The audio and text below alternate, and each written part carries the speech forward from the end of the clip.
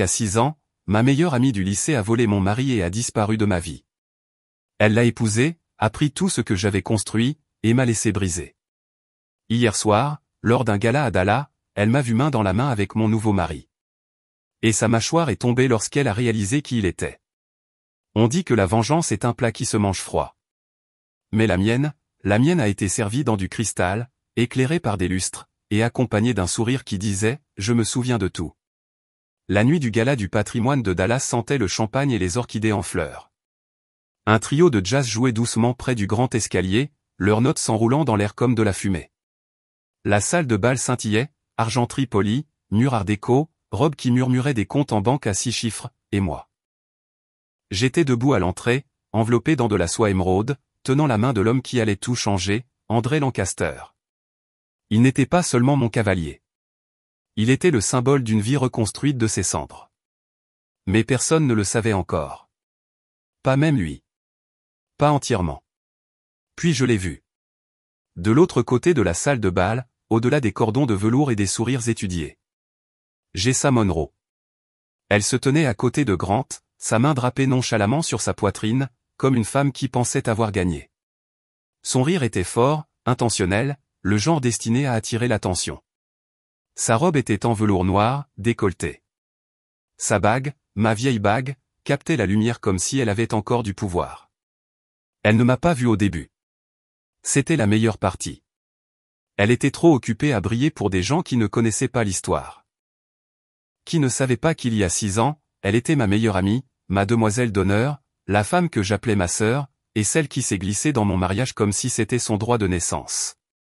Mais le temps a une drôle de façon de révéler la vérité. Quand ses yeux se sont finalement posés sur moi, ils ne m'ont pas reconnu. Pas immédiatement. Je l'ai regardé essayer de placer le visage, la courbe de la joue, l'inclinaison de la tête. Et puis, quand André s'est penché et a murmuré quelque chose qui m'a fait rire, son expression s'est fissurée. C'était si subtil. Un scintillement derrière ses yeux. Mais je l'ai vu. Cette fraction de seconde où elle a réalisé que le cœur de Camille n'est pas brisé. Elle n'est pas amère. Elle n'a pas disparu. Elle est là, rayonnante, gracieuse, et d'une certaine manière plus dangereuse que jamais. Grant a suivi son regard.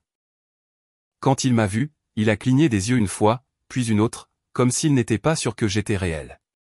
Et puis André a pris ma main et a dit « Ça va ». Je me suis tourné vers lui, souriant doucement.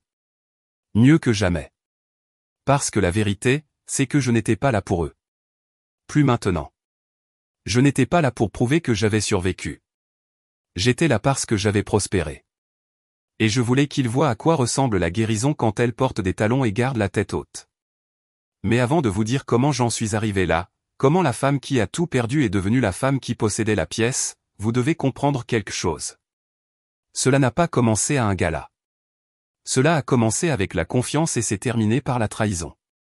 Et quelque part au milieu, j'ai trouvé le genre de force qui ne survit pas seulement au feu. Elle apprend à le traverser en silence.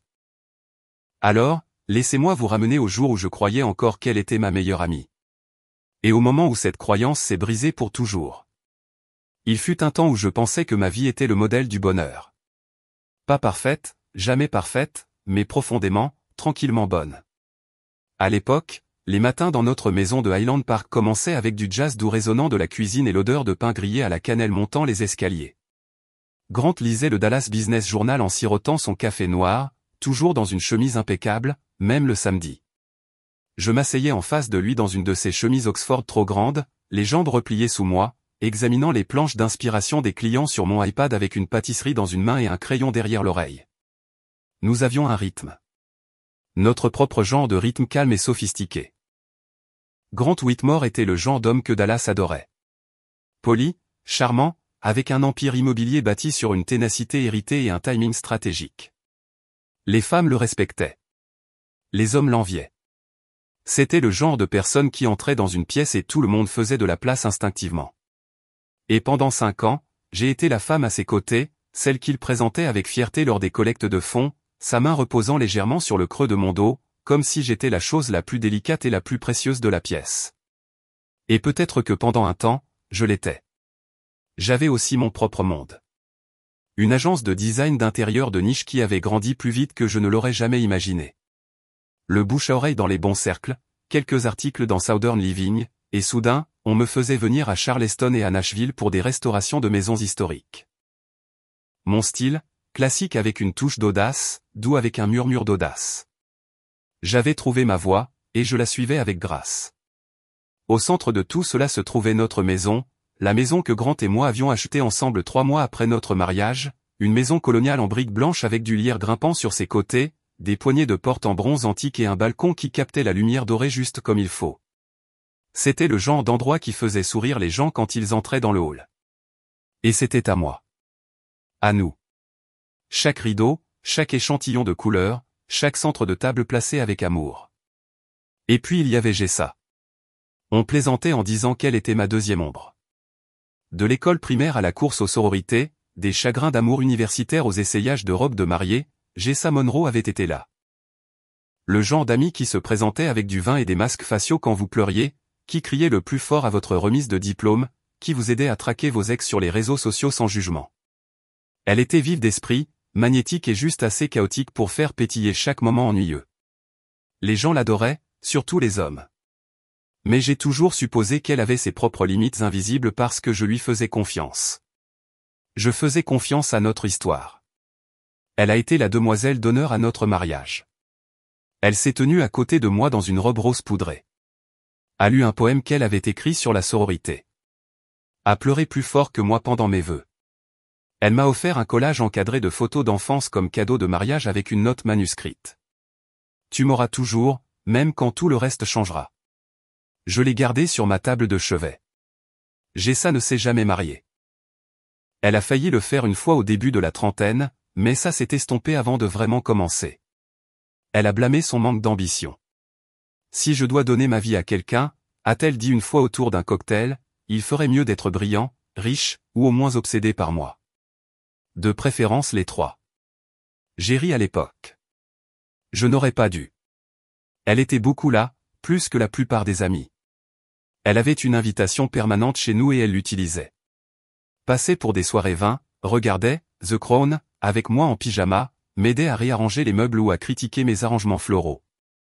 Elle avait les clés de la maison, de ma maison. Au début, j'y trouvais du réconfort.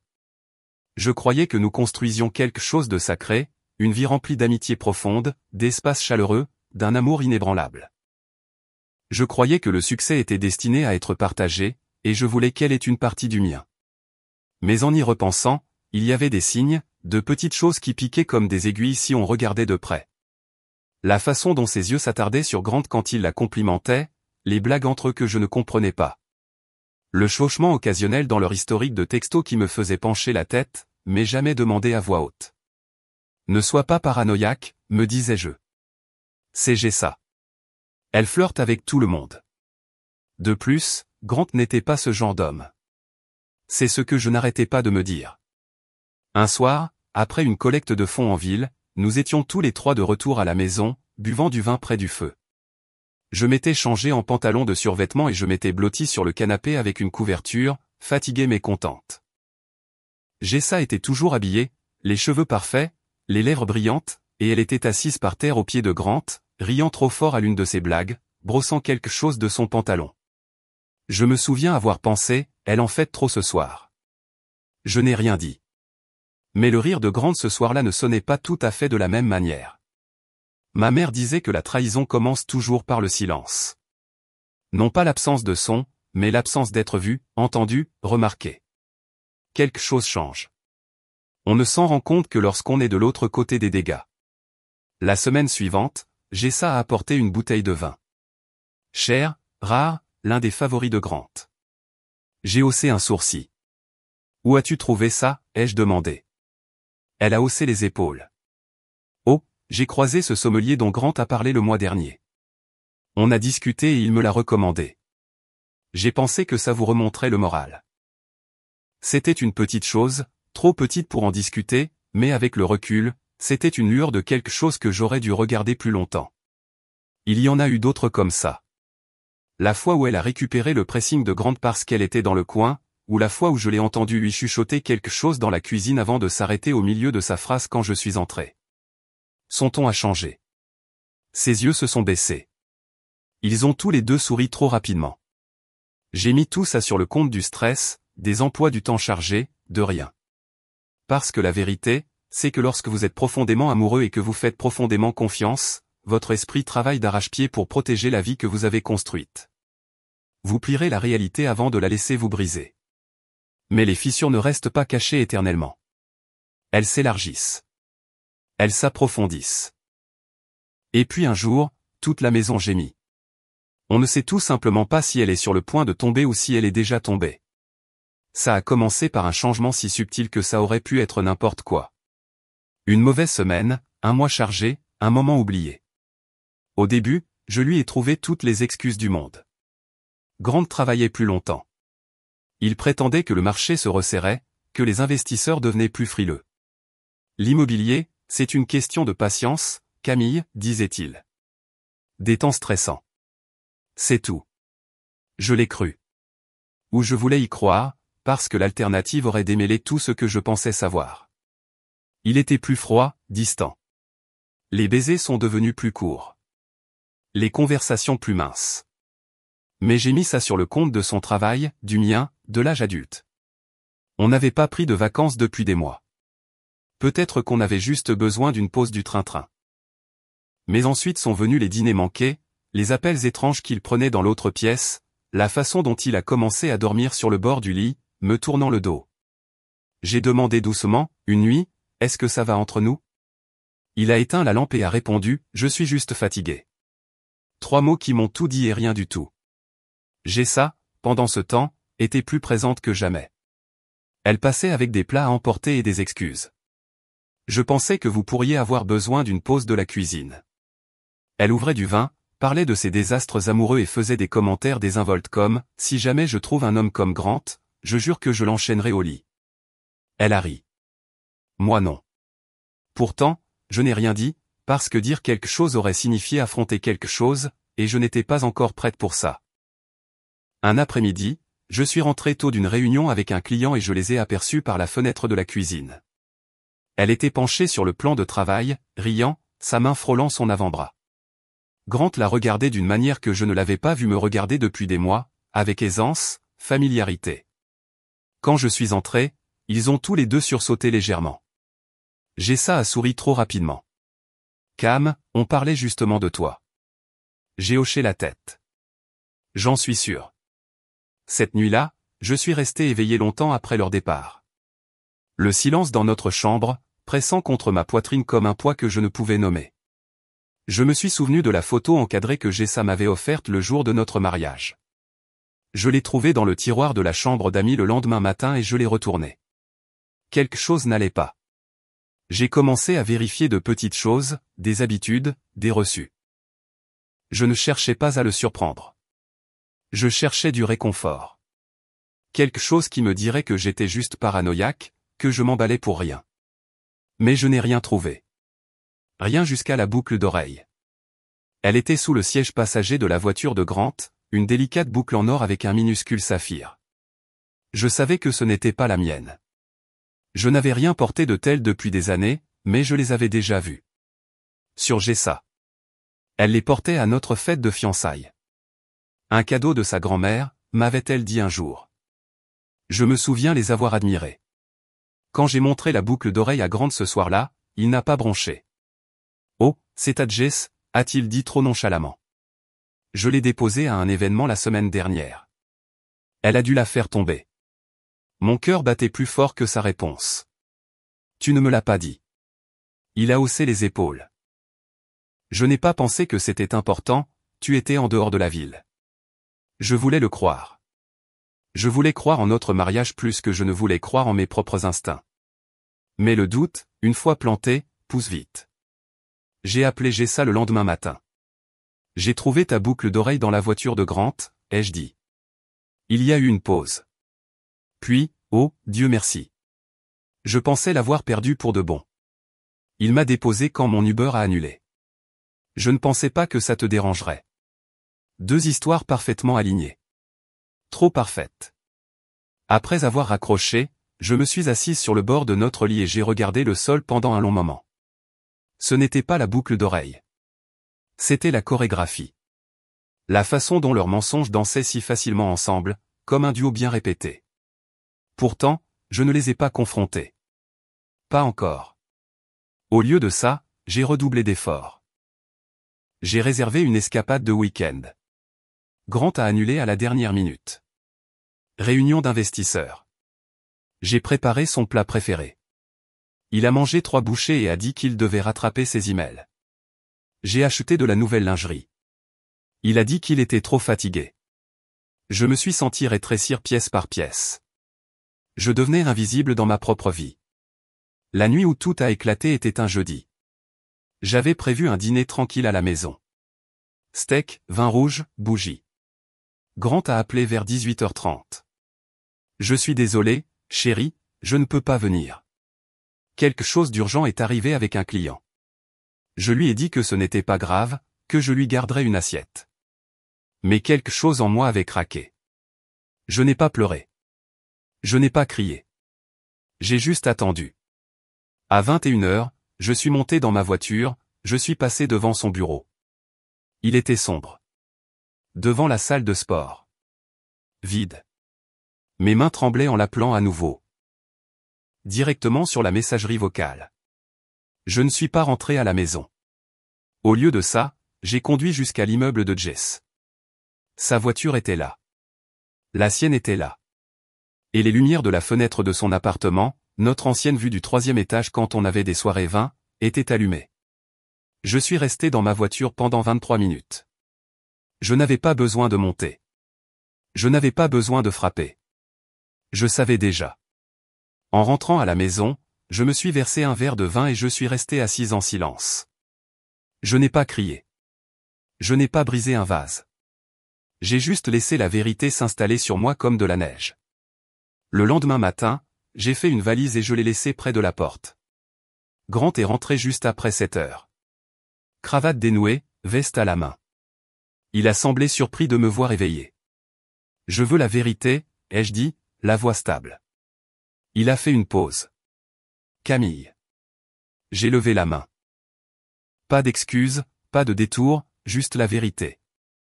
Il a soupiré, s'est assis sur le bord du canapé. Ça a commencé après ton anniversaire, a-t-il dit. Je ne sais pas pourquoi. C'est juste arrivé. J'ai hoché la tête. Et j'ai ça? Elle a dit qu'elle ne le voulait pas, qu'elle s'est battue contre, mais... Mais tu ne l'as pas fait. Non, a-t-il admis, je ne l'ai pas fait. C'est à ce moment-là que mon cœur a cessé de se battre pour lui.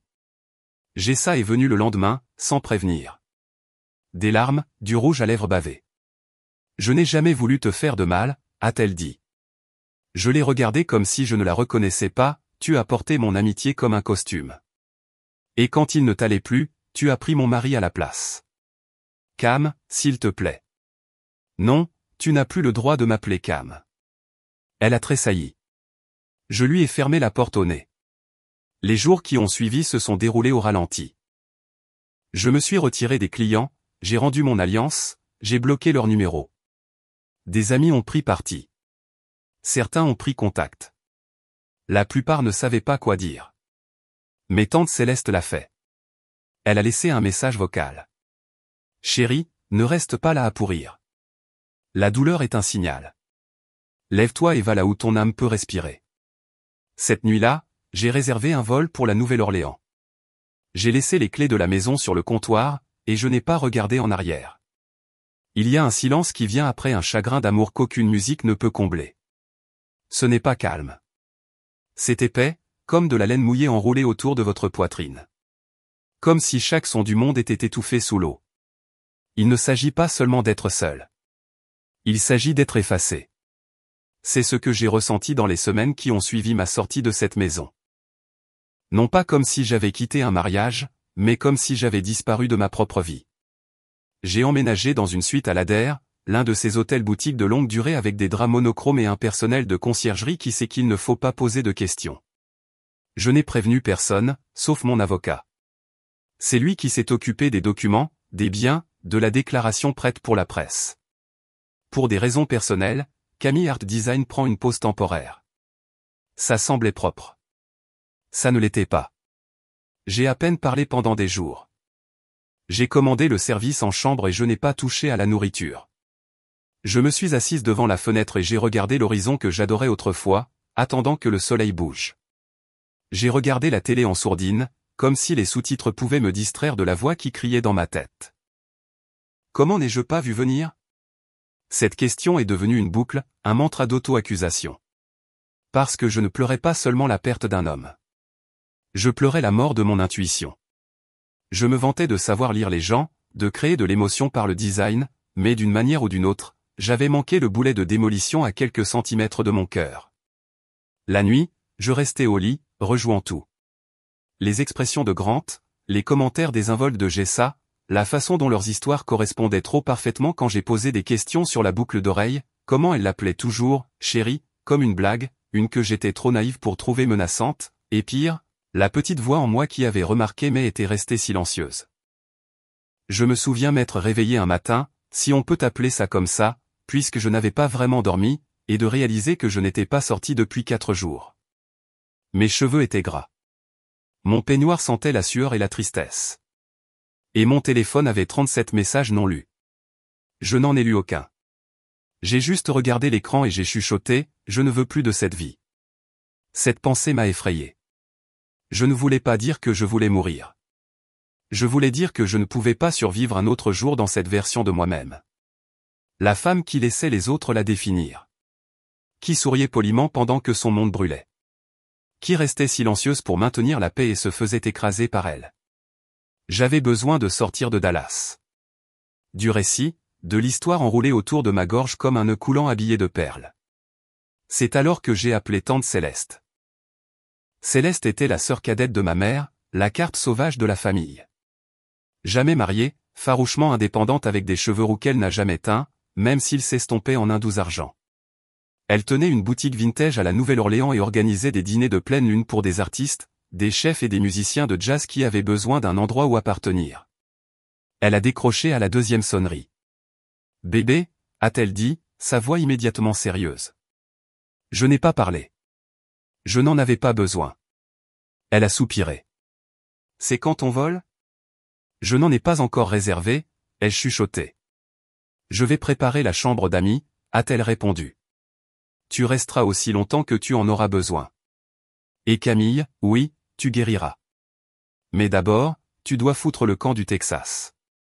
J'ai laissé échapper le premier vrai rire que j'avais eu depuis des jours. Il s'est coincé dans ma gorge comme quelque chose d'inconnu. De l'espoir peut-être. Le lendemain matin, j'ai fait 2 valises. Juste l'essentiel, des vêtements, mes carnets de croquis, la bague de ma grand-mère et le journal dans lequel je n'avais pas écrit depuis des mois. J'ai tout laissé. Le reste de ma garde-robe, mes prix de design, les bougies parfumées que j'avais l'habitude d'allumer lors des réunions de clients, même mon album de mariage. Je l'ai laissé dans un tiroir avec une note scotchée sur le devant. Prends ce que tu as volé et garde-le. Je ne le porterai plus. À l'aéroport, je portais des lunettes de soleil à l'intérieur et j'évitais le contact visuel. Même si personne ne me cherchait, j'avais l'impression que tout le monde pouvait voir l'épave dans ma posture. La femme qui avait autrefois organisé les espaces les plus élégants de Dallas, traînant maintenant un bagage émotionnel dans un bagage à main cabossée. Le vol pour la Nouvelle-Orléans a été court. La transformation qu'il a déclenchée serait tout sauf. Céleste m'a accueilli à la livraison des bagages en imprimé léopard et bottes de combat. J'aime toujours les entrées spectaculaires, ai-je dit en la serrant dans mes bras. Elle s'est reculée et m'a pris le visage entre ses mains. Oh, chérie. Ils t'ont brisé le cœur, n'est-ce pas? Ils ont essayé, ai-je dit. Elle a souri. Bien. Rappelons-toi qui tu étais avant tout ce bazar. Sa maison était nichée entre des chênes couverts de mousse dans le Marigny, des murs lavande, des volets écaillés, une balançoire de porche qui grinçait au rythme du vent. Ça sentait le cèdre, le thé à la menthe et la sécurité. J'ai dormi pendant 2 jours. Quand je suis finalement sorti, Céleste avait rempli la cuisine de tout ce que j'aimais autrefois. Pain au levain, cheddar fort, confiture de mûres et café torréfié. Elle n'a pas insisté. Elle n'a pas fouiné. Elle m'a juste laissé de l'espace pour m'asseoir dans mon chagrin sans m'en excuser. Certains jours, je ne pouvais pas parler. Certains jours, je pleurais pendant le petit déjeuner. Certains jours, je m'asseyais sur le porche en silence pendant que la ville bougeait autour de moi comme une étrangère que je ne savais pas comment saluer. Mais de petites choses ont aidé. Le bourdonnement d'un saxophone dans la rue.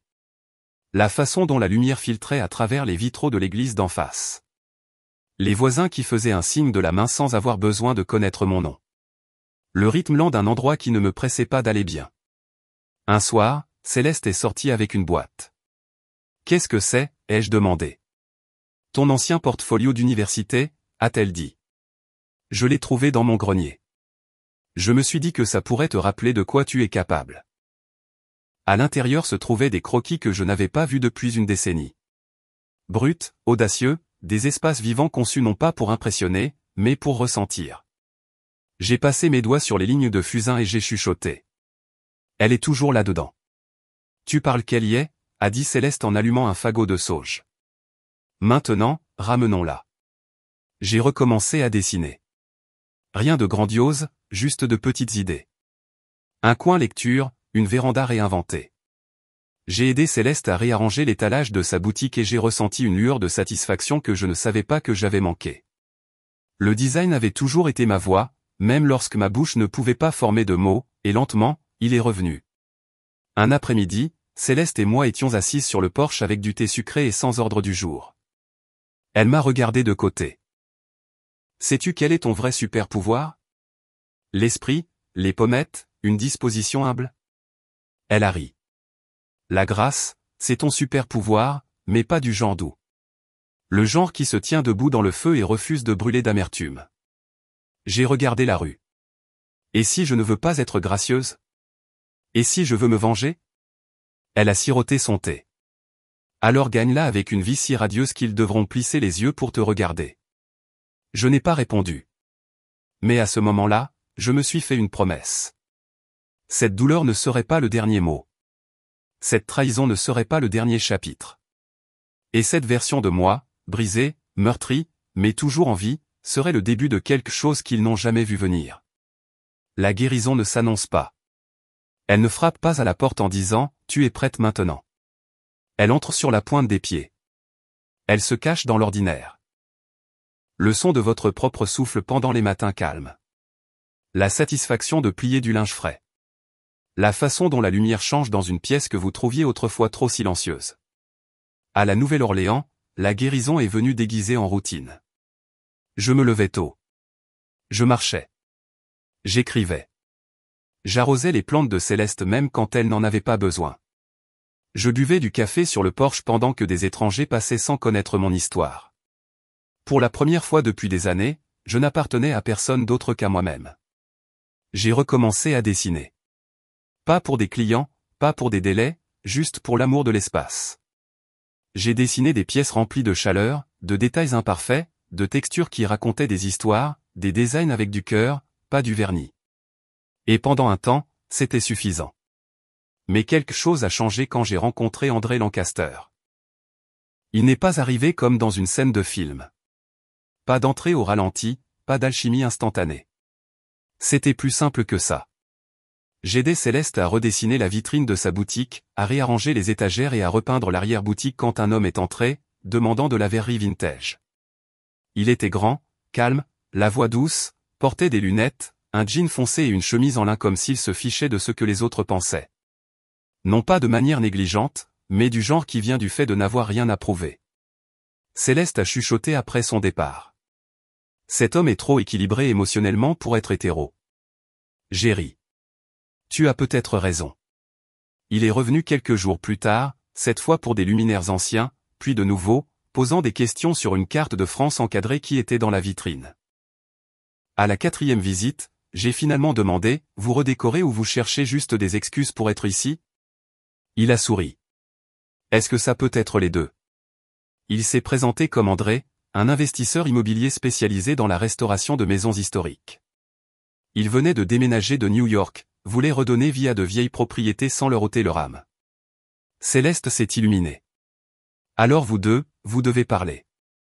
On a pris un café la semaine suivante, on a parlé de design, d'architecture, de la psychologie de l'espace. Il posait des questions, des vraies, pas le genre qui attend une réponse pour pouvoir parler de lui. Je me suis surprise à me pencher en avant, non pas parce que je voulais l'impressionner, mais parce que je n'en ressentais pas le besoin. Nous avons commencé à travailler ensemble. J'ai consulté sur quelques-uns de ses projets. Des brownstones du quartier français, des domaines du Garden District. Il respectait mon œil. Il s'en remettait à mes instincts. Et quand nous n'étions pas d'accord, il écoutait sans se défendre. Au début, je me suis dit que c'était juste du business.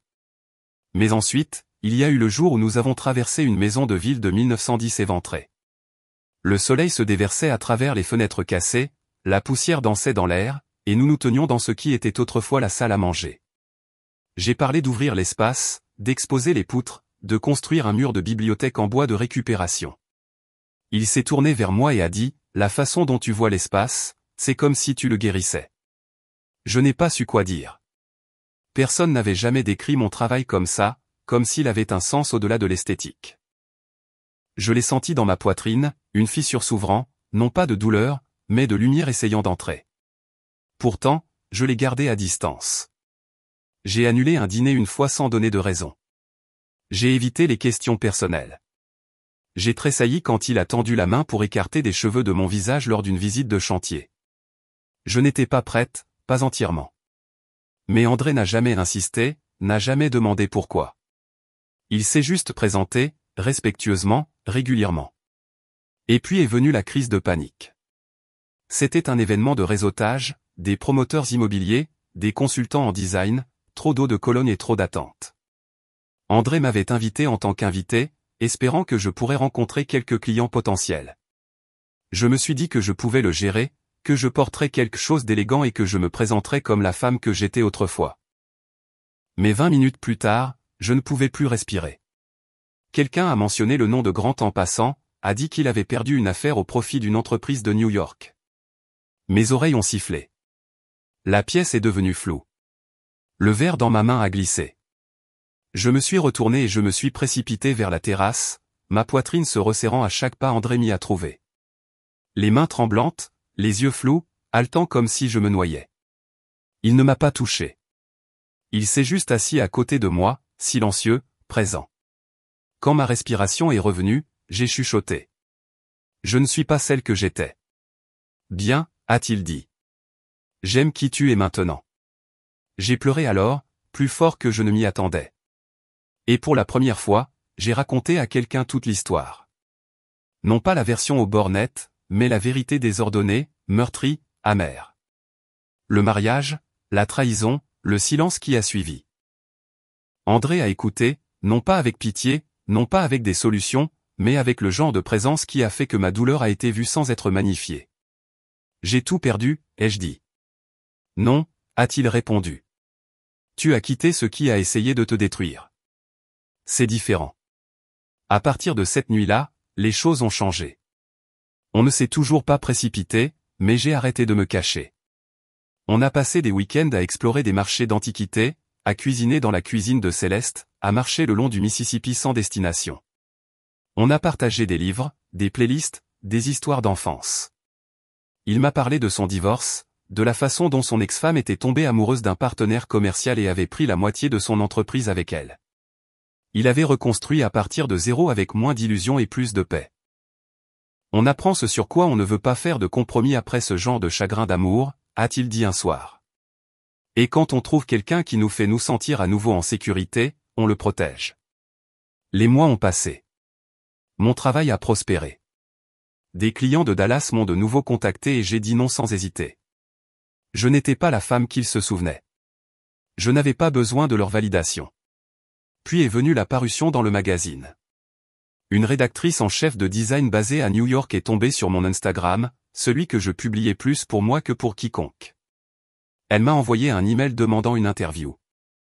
Une semaine plus tard, Modern Southern Living m'a qualifié de « visionnaire de la texture, de la mémoire et de la restauration émotionnelle ». L'article est devenu viral dans les cercles de design. Et puis l'invitation est arrivée. Gala du patrimoine de Dallas. Il voulait honorer les « femmes du Sud redéfinissant l'espace et l'histoire ». L'ironie ne m'a pas échappé. J'ai regardé l'email pendant 10 minutes.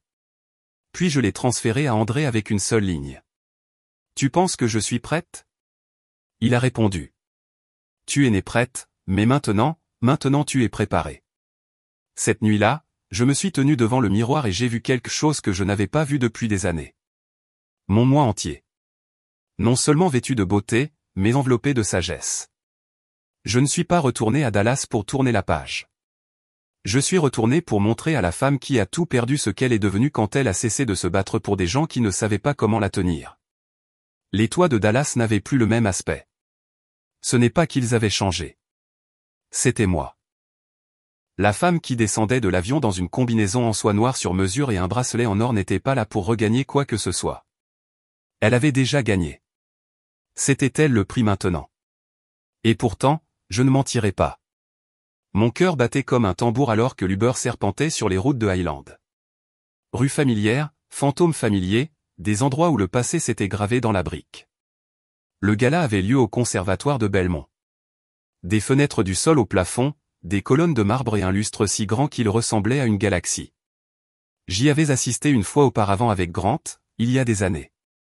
Je me souviens avoir pensé que ça ressemblait à l'avenir. Maintenant, ça ressemblait à une scène. Je suis sorti de la voiture, talons claquants, yeux fixés devant, les flashs des appareils photo crépitaient. Mon nom était chuchoté le long du tapis. Camille Hart. L'article avait fait son travail. Les gens attendaient de me rencontrer maintenant, non pas comme la femme de quelqu'un, non pas comme une accompagnatrice, mais comme un titre. À l'intérieur, la pièce scintillait de jazz doux et de décadence organisée. Des serveurs glissaient avec des flûtes de champagne. Des femmes en soie se penchaient pour des rires polis. Et là, de l'autre côté de la pièce, se tenait la tempête que j'avais autrefois appelée mon foyer. Grant. Et à côté de lui, Jessa. Ils étaient plus âgés maintenant, pas visiblement, mais énergétiquement, comme si leur éclat s'était suffisamment terni pour laisser place au regret. Grant m'a vu le premier. Il s'est figé, les yeux écarquillés, puis a rapidement ajusté son expression pour quelque chose de neutre, comme si me voir n'était pas un problème. Mais ses mains l'ont trahi. Il les a frottées 2 fois. Il ne faisait ça que lorsqu'il était nerveux. Puis Jessa s'est retournée, un instant. Elle ne m'a pas reconnu. Mes cheveux étaient plus courts, mon corps plus fort, mon énergie inébranlable. Quand elle a compris, elle a cligné des yeux, puis s'est figée. C'est là que j'ai souri. Non pas par cruauté, mais parce que je n'avais plus rien à prouver. Je ne me suis pas dirigé vers eux tout de suite. Je les ai laissés me regarder être admirés. Je les ai laissés voir le nouveau monde que j'avais construit sans eux. La façon dont les rédacteurs en chef se penchaient. La façon dont les architectes demandaient mon avis. La façon dont je riais, libre, sans effort, réel. Ils se sont approchés finalement. Bien sûr qu'ils l'ont fait. Camille, a dit Grant le premier, tendant la main comme si nous étions de vieux partenaires commerciaux. J'ai penché la tête. Grant. Ses yeux ont cherché sur mon visage un signe de chaleur ou peut-être de faiblesse. Il n'a trouvé ni l'un ni l'autre. Tu es incroyable, a-t-il dit, la voix prise entre l'admiration et la culpabilité. Merci, ai-je répondu. Nouvelle ville, nouvelle vie. Jessa est intervenue maladroitement. Ça fait longtemps, a-t-elle dit, en essayant d'être décontractée. Oui, ai-je dit en sirotant ma boisson. Ça fait longtemps. Silence. Puis Jessa a offert un sourire cassant. J'ai vu l'article du magazine. Tu t'en sors vraiment bien. J'ai hoché la tête. Oui. Il y avait quelque chose de presque pitoyable dans ses yeux. Elle ressemblait à une femme qui pensait encore tenir une épée, pour réaliser qu'elle était en cire. Grant s'est raclé la gorge. J'avais l'intention de. Ne le fais pas, ai-je coupé doucement. On ne fait pas ça ici. Il s'est arrêté au milieu de sa phrase. J'ai jeté un coup d'œil entre eux. Vous savez, je me demandais ce que je dirais si jamais on se recroisait. Jessa s'est agité. Camille. Mais j'ai réalisé, ai-je continué. Rien de ce que je pourrais dire ne pourrait égaler ce que la vie a déjà dit pour moi. Ils sont restés immobiles. J'ai tout perdu, ai-je dit doucement, et je m'en suis sorti encore plus riche. Puis je me suis légèrement tourné, mon ton velouté, mais ferme. Vous ne m'avez pas brisé. Vous m'avez libéré. C'était la réplique. Je l'ai regardé atterrir. La bouche de Grant s'est ouverte, puis refermée. Le mascara de Jessa a tremblé. Je vous souhaite la paix à tous les deux, ai-je ajouté. Mais je n'ai pas de place pour vos noms dans mon prochain chapitre. Puis je suis parti, non pas par dépit, mais par accomplissement. André attendait sur le balcon, un verre à la main, la cravate légèrement desserrée. Il a souri quand je me suis approché. Tout va bien? J'ai hoché la tête. Maintenant oui. On a trinqué, derrière nous. Les lustres se sont brouillés en de douces galaxies de lumière. J'ai posé ma main sur son bras, non pas par besoin, mais par choix. Plus tard dans la nuit, alors que le gala se terminait et que les invités se fondaient dans les limousines et les after-parties, je me suis tenu sur les marches du conservatoire et j'ai regardé une dernière fois les toits de Dallas. Ils n'avaient pas changé. Mais moi si, et c'est tout ce qui comptait. L'avion a décollé de Dallas avec à peine un murmure, comme si le passé avait enfin appris à lâcher prise en silence. J'ai regardé par la fenêtre la ville qui rétrécissait sous nous. Des lumières scintillaient en rangées, des autoroutes, des tours de bureaux, des quartiers qui connaissaient autrefois mon nom, mais ils ne me retenaient plus. Le poids qu'ils portaient depuis des années, parti comme de la poussière secouée de la soie. André était assis à côté de moi, endormi, la tête légèrement inclinée vers l'allée. Même au repos, il avait l'air solide, stable. Je me suis tourné vers lui et j'ai souri. Non pas à cause de ce qu'il était pour moi, mais à cause de ce que j'étais devenu à ses côtés. Quand nous avons atterri à la Nouvelle-Orléans, l'air m'a accueilli comme un vieil ami. Chaud, dense, honnête. Le genre qui s'accroche à votre peau et chuchote, tu as réussi. Céleste attendait devant la livraison des bagages, appuyée contre sa voiture, les bras croisés comme un général fier inspectant le retour de son soldat. Eh bien, regardez qui a traversé le feu et est revenue rayonnante, a-t-elle dit. J'ai fait plus que traverser, lui ai-je dit. J'ai dansé à travers à la fin. Elle a rejeté la tête en arrière et a ri. Voilà la Camille que je savais être toujours là. De retour chez elle, tout semblait pareil. Les murs lavande, les fenêtres écaillées, la balançoire du porche qui grinçait toujours à chaque brise. Mais j'étais différente maintenant. Non pas une invitée, non pas une réfugiée, mais une femme qui s'était choisie et qui était rentrée chez elle sans excuse. Dans les jours qui ont suivi, j'ai déballé plus que ma valise. J'ai déballé des souvenirs que je ne craignais plus, des rêves que j'avais autrefois mis de côté, des idées que j'étais enfin prête à construire. André est resté une semaine, a aidé avec quelques clients pour des rénovations, a préparé le petit déjeuner pieds nus, a lu de la poésie à voix haute le soir comme si c'était l'évangile. Il n'a jamais demandé ce qui allait suivre, n'a jamais exigé de promesses. Il m'a juste aimé en temps réel, sans s'attendre à être le centre de mon monde. J'ai réalisé que c'était la différence. Grant voulait que je gravite autour de lui. André voulait que je brille, même si cette lumière n'avait rien à voir avec lui. Un soir, nous nous tenions sur le balcon d'un de ses projets de rénovation, une maison de ville presque terminée surplombant l'esplanade. Le soleil se couchait, projetant de l'or sur les toits. Je ne sais pas encore ce que c'est, ai-je dit en faisant un geste entre nous. Il a hoché la tête. On n'a pas besoin de le nommer. Continuons simplement à le construire. J'ai appuyé ma tête sur son épaule. Pour une fois, je n'avais pas besoin de certitude pour me sentir en sécurité. Les semaines ont passé. J'ai lancé un nouveau studio de design, Cœur et Coquille, un nom qui parlait à la fois de ce qui avait été perdu et de ce qui avait été trouvé. Les clients venaient non pas pour le glamour, mais pour l'âme, pour l'intention, pour des espaces qui guérissaient. Chaque fois que j'entrais dans une nouvelle pièce, je demandais, quelle douleur doit être effacée ici? Quelle histoire doit être racontée à nouveau? C'est ce que je faisais maintenant. J'aidais les gens à transformer les espaces dans lesquels ils se sentaient coincés parce que je l'avais vécu. Je connaissais les murs que le chagrin construisait. Je connaissais la lumière qui revient quand on les abat enfin. Et un matin, en sirotant un thé sur le porche de Céleste alors que le jazz flottait dans les rues, j'ai ouvert mon vieux journal et j'ai écrit une lettre que je n'avais jamais l'intention d'envoyer à la femme qui a volé mon mari. Merci, non pas parce que tu m'as fait du mal, mais parce que tu m'as montré ce qui devait se briser. Merci de m'avoir forcé à sortir de la boîte que j'avais construite autour de moi. De m'avoir fait affronter le silence avec lequel j'avais appris à vivre. De ne m'avoir laissé d'autre choix que de me choisir. Je ne te souhaite rien. Ni la haine, ni la grâce, juste rien. Parce que ma vie ne tourne plus autour de la tienne. Sincèrement, la femme que tu pensais avoir enterrée, qui a transformé la terre en fleurs. J'ai fermé le journal, j'ai expiré lentement et j'ai regardé la ville qui m'a ramené d'entre les morts. Et j'ai su, profondément, pleinement, que ce n'était pas seulement une histoire de retour.